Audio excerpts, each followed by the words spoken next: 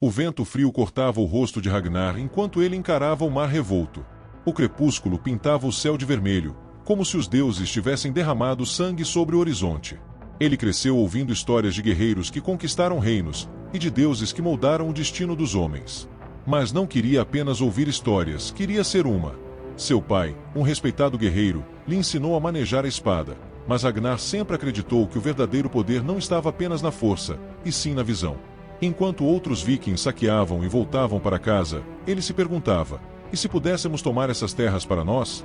Essa ideia o consumia, e o diferenciava dos demais. A primeira oportunidade de provar seu valor surgiu quando um grupo de guerreiros veteranos se preparava para uma incursão em terras estrangeiras. Ragnar insistiu para ir, embora os anciãos duvidassem de sua capacidade, sua coragem os convenceu. Durante a viagem, Ragnar observava tudo: as marés, o comportamento dos chefes de guerra, os erros cometidos durante os ataques. Ao chegarem à costa inimiga, ele demonstrou instintos aguçados, antecipando armadilhas e liderando um pequeno grupo em uma manobra que garantiu a vitória. Seu nome começou a ser falado com respeito. Foi nesse período que conheceu Tora, uma mulher com olhos de tempestade e espírito de lobo. Filha de um Jaro, ela não era uma espectadora passiva do destino. Ela via em Ragnar algo que outros ignoravam: um líder nato, um homem destinado a mais do que pilhar e queimar. Naquela noite, sob a luz das fogueiras, Ragnar percebeu: essa era apenas a primeira página de sua saga.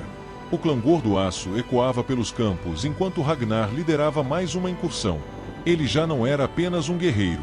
Era uma força crescente, um nome sussurrado tanto com respeito quanto com medo. Pilhar e partir não era suficiente.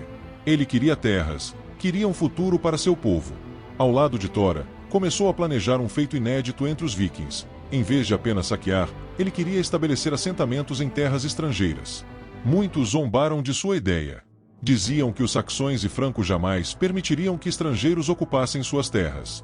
Mas Ragnar não era um homem comum. Ele reuniu seus guerreiros mais leais, navegou até a França. Em vez de lançar um ataque imediato, propôs um acordo a um senhor local: proteção e comércio em troca de terras para cultivo. O governante, temendo novas invasões, aceitou a oferta. Pela primeira vez, os vikings não eram apenas invasores, eles eram construtores. A notícia de seu sucesso espalhou-se rapidamente. Outros guerreiros começaram a segui-lo, e sua influência cresceu. Mas junto com a fama, vieram os inimigos. Reis e jaros viam Ragnar como uma ameaça ao equilíbrio de poder. A ideia de um viking construindo em vez de apenas destruindo era revolucionária demais. Logo, alianças foram formadas contra ele. A primeira grande batalha contra seus opositores veio na forma de uma emboscada. Ragnar e seus homens foram cercados em uma vila costeira, obrigados a lutar em desvantagem numérica. Mas, em vez de ceder ao pânico, ele usou o terreno a seu favor. Liderando ataques rápidos e mortais, virou o jogo e saiu vitorioso. Daquele dia em diante, ele não era apenas um guerreiro. Ragnar Lothbrok tornará-se um líder, um rei entre os vikings, respeitado e temido. Mas todo rei carrega uma coroa pesada, e Ragnar logo descobriria o preço da sua. Ragnar observava o crepúsculo tingir o mar de vermelho enquanto o vento gelado cortava seu rosto. Ele vencera inúmeras batalhas, conquistara terras e forjou um nome que ecoaria por gerações. Mas algo dentro dele começava a mudar. Sua glória trouxe riquezas e seguidores leais, mas também olhos invejosos e mãos traidoras. Reis estrangeiros não apenas temiam Ragnar, mas conspiravam contra ele. Entre os próprios vikings, havia aqueles que questionavam se ele ainda seguia o caminho dos deuses ou se sua ambição o desviava do destino dos guerreiros. O golpe mais cruel veio quando Tora adoeceu. Nenhuma oferenda aos deuses, nenhuma planta curativa poderia salvá-la. Ela partiu em uma noite silenciosa, deixando Ragnar diante de um vazio que nem todas as conquistas poderiam preencher. Sua dor se transformou em fúria. Ele intensificou os ataques, queimou vilas inteiras e demonstrou uma crueldade que até seus próprios homens temiam. O homem que antes enxergava além da pilhagem agora se tornava uma tempestade incontrolável. Foi nesse período que ele voltou seus olhos para Paris. Comandando a maior frota viking já reunida, Ragnar navegou pelo Sena e atacou a cidade com uma fúria implacável. Os francos tentaram resistir, mas sucumbiram ao cerco. A vitória foi absoluta, e o ouro fluía como nunca. Mas algo dentro dele estava quebrado. Enquanto seus homens celebravam, Ragnar sentia apenas um vazio crescente. A glória que tanto buscará não preenchia mais sua alma. E assim, enquanto o mundo via como um deus entre os homens, ele começava a se sentir apenas um mortal à mercê do destino. O rugido das batalhas ainda ecoava nas memórias de Ragnar, mas agora ele via algo diferente no campo de guerra. Seus próprios filhos lutando ao seu lado. Bjorn, Ivar, Sigurd e os outros não eram mais crianças, eram guerreiros temidos, cada um forjando sua própria lenda. Ragnar observava com orgulho e inquietação.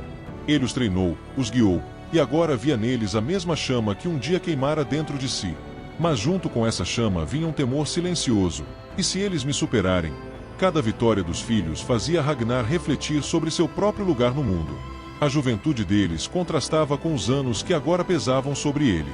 Se antes liderava sem hesitação, agora percebia olhares questionadores entre seus homens. Ainda era o líder supremo, mas até quando? Um dia, ao observar Bjorn comandar uma incursão vitoriosa sem sua ajuda, Ragnar sentiu algo diferente. Não era apenas orgulho, era a sensação de que sua era estava chegando ao fim. Mas ele não estava pronto para ser esquecido. Seus filhos eram grandes, sim, mas ele precisava provar, uma última vez, que ainda era o maior entre os vikings. E foi essa necessidade de reafirmação que o levou a tomar uma decisão que selaria seu destino. Ragnar partiria para a Inglaterra, sozinho. O tempo de seu último desafio havia chegado. A névoa pairava sobre o mar enquanto Ragnar observava o horizonte. O tempo já não era seu aliado. Seu corpo carregava cicatrizes de décadas de batalhas, e seu nome, antes um rugido temido, agora parecia um eco distante diante das novas lendas que surgiam. Ele reuniu apenas 2 navios e um pequeno grupo de guerreiros fiéis. Muitos tentaram dissuadi-lo. Seus filhos alertaram que era uma loucura, que os ingleses estavam preparados, que a glória do passado não garantia vitória no presente. Mas Ragnar não os ouviu. Essa não era apenas uma invasão. Era um teste. Ele precisava provar, para si mesmo, para os deuses, para a história, que ainda era Ragnar Lothbrok. A travessia foi dura. O mar revolto parecia avisá-lo de que os deuses desaprovavam sua escolha. Mas Ragnar era teimoso, e o destino já estava traçado. Ao chegarem às costas da Nortúmbria, o grupo se deparou com um território hostil. Os tempos haviam mudado. Os saxões estavam mais organizados, suas defesas mais fortes. Não demorou até que fossem descobertos. Cercados em menor número, Ragnar e seus homens lutaram bravamente, mas era uma batalha perdida antes mesmo de começar. Um por um, seus guerreiros tombaram, até que o próprio Ragnar foi capturado. Amarrado e ferido, ele foi levado à presença do rei Aela, um homem que há muito sonhava em se vingar do viking que tanto aterrorizara seu reino. Mas Ragnar não demonstrou medo. Ele sorriu, como se soubesse que sua captura era apenas o começo de algo muito maior. Seu destino estava selado. O rei Aela observava Ragnar Lothbrok ajoelhado à sua frente. O lendário viking, agora prisioneiro, estava sujo de sangue e lama, mas seu olhar permanecia desafiador. Finalmente, o grande Ragnar está diante de mim, disse Aela, com um sorriso satisfeito nos lábios.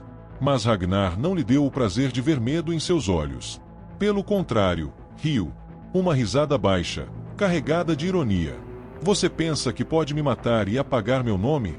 Ragnar ergueu o rosto, olhando o rei diretamente. Minhas conquistas ecoarão muito depois que você for esquecido. Meus filhos vingarão minha morte, e sua terra arderá sob os pés deles.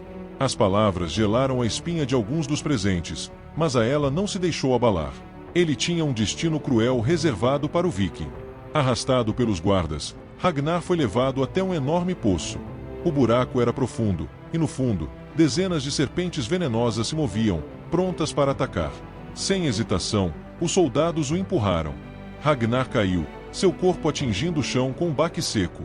O impacto fez suas costelas doerem. As serpentes avançaram, mordendo sua carne, injetando veneno em suas veias. A dor era intensa, mas em sua mente, viu Thora sorrindo.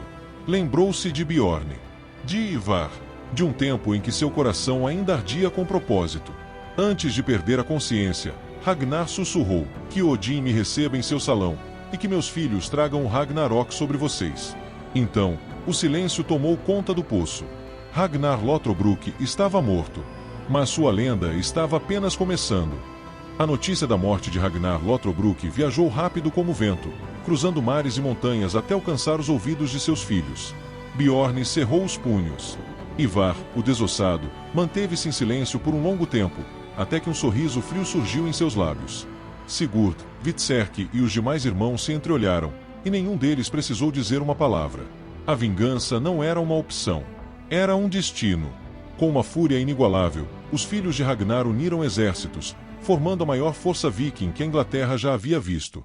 Quando os navios cortaram as águas rumo a Nortúmbria, os saxões entenderam que haviam cometido um erro fatal.